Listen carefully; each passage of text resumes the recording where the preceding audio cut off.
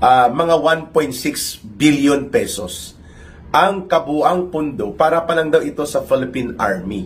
Hindi pa kasama ang Philippine Marines, Philippine Navy, and Philippine Air Force. So siguro kung isasama ito, baka mga aabot sa mga 3 billion pesos ang ipaparelease ni Marcos Jr.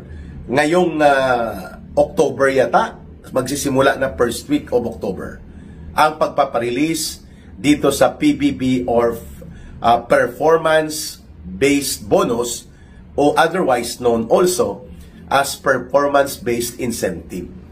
Walang ibang pananaw dito kundi ito ay panunuhol. The timing, the purpose are very clear.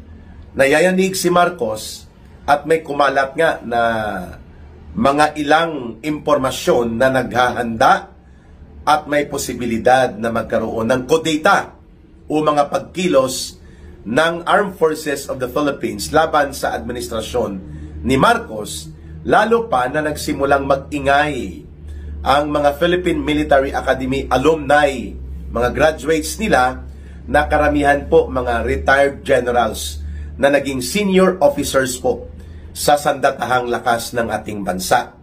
At ito po ay mga umabot ng mahigit 500 na mga former senior officers to the rank of senior colonel and mga retired generals, no?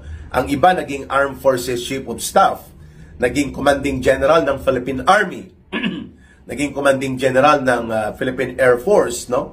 At naging Admiral sa Navy, at naging General sa Marines, Ranger at iba pa, no? So mga aabot sa mahigit 500 na mga Philippine Military Academy alumni, graduates ito, mga alumni, at naging bahagi po ng mataas na panunungkulan sa Armed Forces of the Philippines. Before the September 21, nagkaroon po ng ugong sa loob ng Armed Forces na nakaabot din kay Marcos, nakikilos at gumagalaw po itong mga retiradong general at mga senior officers. And probably, nagkaroon ng mga ibang epekto sa mga matitino at senior officers na aktibo sa AFP, kung kaya kumalat po yung intriga na magkakaroon ng kudeta. Nayanig si Marcos at isa sa indicator dyan, hindi na siya natuloy doon sa supposedly United Nations General Assembly. So pag General Assembly po ang nag-a-attend dyan, mga head of state, head of government, no, sa buong mundo, and mga 130 plus leaders of governments po, mga presidente, mga prime minister, ang pumupunta sa United Nations General Assembly na ginagawa every 3 years, I think, ang pagsasagawa nito, mga kababayan. Kaya, malinaw na ang hindi pagdalo at pagpapaliban ni Marcos na pumunta sa napakahalagang pagtitipon ng mga world leaders sa United Nations General Assembly ay pagpapakita na apektado siya dito sa kaganapan ng lumalala na pangpolitikang kalagayan ng ating bansa. At kasabay pa ito, yung ugong ng impormasyon hinggil sa mga pagkilos na ito ng mga retired generals at pati na rin po ng mga nasa aktibo na service sa Armed Forces of the Philippines, mga kababayan, ay sinabayan pa ito ng malawakang kilos protesta ng mga mamamayan na kung saan po ay nagsunod-sunod ang mga pagprotesta, no? Hindi lamang dyan sa Luneta, sa Liwasan, sa EDSA Shrine, sa People Power Monument, all over the country halos kumilos noong September 21 ang taong bayan. So nakita natin po na talagang ninerbiyos si Marcos kasi baka magkakaroon ng people power at hindi makokontrol, dadagsa ang tao sa mga lansangan at hindi na uuwi upang ipanawagan ang agarang pagbibitiw sa kapangyarihan ni Marcos at ang pagpapalaya sa kanila ni Martin Romualdez. Yan po ang dahilan kung bakit hindi siya umalis noong weekend. Sabado dapat biyahe na siya, si Marcos Jr., papunta po sa United Nations General Assembly. At kaya nga itong kahapon, dali-daling nag-anunsyo si Marcos, mga kababayan. Sabi niya, ito ay dapat ibibigay sa mga sundalo noong 2023 sa ating kasundaluhan. Subalit dahil kulang at kapos ng pondo, pero mali po yung kanyang palusot na yan, hindi tayo kulang at kapos ng pondo. Ninanakaw at dinodurubo ang pondo. Kaya wala at kulang ang dapat maibigay na mga benepisyo at serbisyo para sa mga sundalo, pulis at sa ating mga kababayan. Okay? So, inuna niya ang Philippine Army sapagkat usually dito nagsisimula ang mga ugong at hakbang sa pag-aalsa laban sa administrasyon. So, ibibigay na last week of September hanggang first week of October ang 1.6 billion pesos worth na pondo para po sa performance-based incentive ng mga miyembro ng Philippine Army. To follow na daw ang para sa Philippine Navy, Philippine Marines at Philippine Air Force, mga kababayan. Maliit po yung 1.6 billion kung ikukumpara sa idinideliver kay Martin Romualdez. Isang delivery lang, nagkakahalaga ng 1.5 billion pesos. 3 times a week, sabi ni Orly Gutesa ang nasaksihan at nakaparticipate siya mula December 2024 last year hanggang August 2025. So nakikita niya ni Ginoong Orly Gutesa na ang gumagalaw na pera, mga 2 bilyon papunta kay Saldico, then kakatayin ni Saldico ang mga 500 million hanggang 600 million pesos, ang 1.5 billion mapupunta kay Romualdez. Siyempre, alam natin na hindi lang po yan kay Romualdez. Malamang sa malamang, umaabot yan pati kina Marcos at Lisa. Kay Bongbong Marcos Jr. at kay Lisa Araneta. Na alam natin, mga sugapa, hindi lamang po sa itinuturo na bawal na gamot at alak, kundi sa sugapa din po at gahaman sa pera at kapangyarihan. Yan! So, ang pagpaparelease ni Marcos Jr. sa DBM nitong 1.6 billion pesos ay walang ibang kahulugan yan.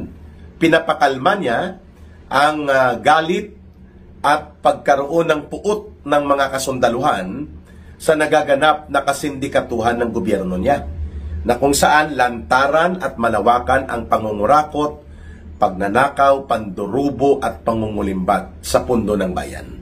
At samantalang hindi halos makaagapay ang sahod ng ating mga sundalo at pulis at namamatay sa line of duty at nagugutom at naghihirap ang mga pamilya nito, kulang sa pagpapaaral, nagastusin sa kanilang mga anak at mga pang-araw-araw na kailangan, siniro budget pa nga ang PhilHealth, di po ba, ni Marcos at nila Romualdez. At ngayon, bigla siyang mag-uutos sa kasagsagan nitong pangpolitikang iskandalo na ipaparelease na ang itong performance-based incentive para sa mga sundalo, mauuna ang Philippine Army.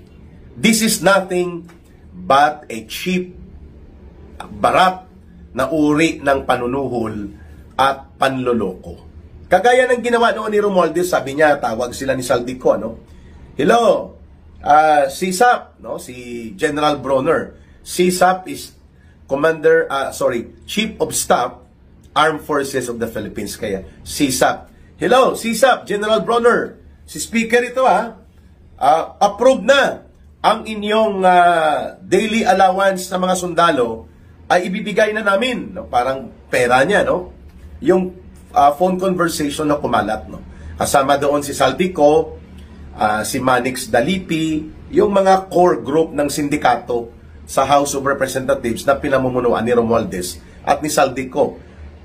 Yabang na yabang, hambog na hambog siya doon, si Romualdez. Okay na, CSAP, ako pa, pag sinabi ko, matutuloy yan.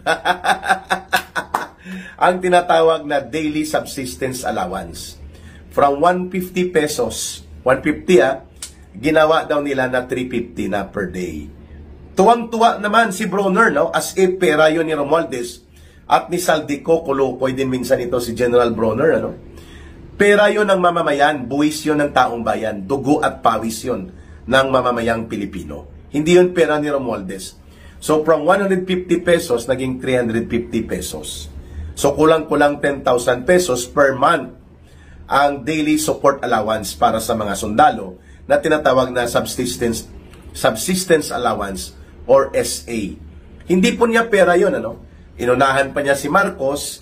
Wala pang bycam nun, sa plenary pa lang daw nila yon na ilusot na niya, no? Subalit alam natin na areglado na yon kasi ang pinalusot hindi lang po yung 200 pesos na support daw para sa mga sundalo, kundi ang mahigit 470 billion pesos na pondo na nanakawin nila. Ayun! At yan ay hindi niya sinabi. Habang nagbibigay ng toothpick ang mga pork chop at mga crispy pata na hiwa ng mga pagnanakaw, ay itinutulak naman ni Marcos at ni Romualdez at ni Saldico. Walang hiya talaga ang mga racket ng sindikato na to, no? Kunwari, they are caring for the soldiers, no? Tatawag-tawag din ito si Saldico Culucoy kay General Palafox, ang dati na Southern Luzon Commander, no? At sabi niya, "Oh General, naalala mo yung pinag-usapan natin sa Misibis? Ito na yon.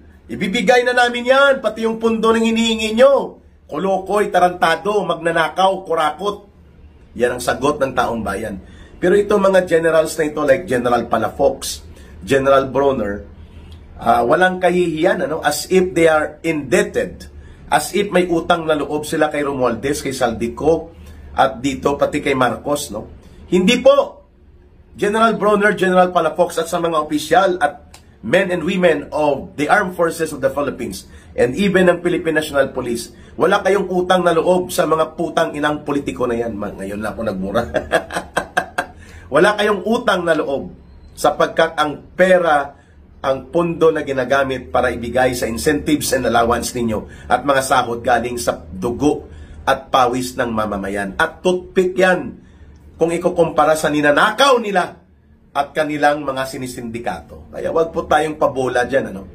Kaya wag tayong pabola ang mga sundalo natin, wag po kayong magpabola na itong 1.6 billion na pinarelease ni Marcos that will amount to 45% to 50% of your salary monthly ay ibibigay bilang incentive bonus. Wag po kayong magpabola. There is nothing to be thankful, there is nothing to appreciate about Marcos. Sapagkat kung ikukumpara sa kanyang pagpayag at pagmando at pag-utos kay Romualdez at Saldico na magnakaw at mangulimbat at para may kahati din at partida sila at ng kanyang pamilya, wala po yan sa nikoting na bigat ng importansya ang mga ibinibigay niya na sinasabi niya. Bagamat yan ay kailangan ng mga sundalo, yan po ay hindi dapat ginagamit ni Marcos bilang kanyang pain, bait, upang suhulan at pakalmahin ang nagagalit na sentimiento ng mga opisyal at mga kasundaluhan ng Armed Forces of the Philippines.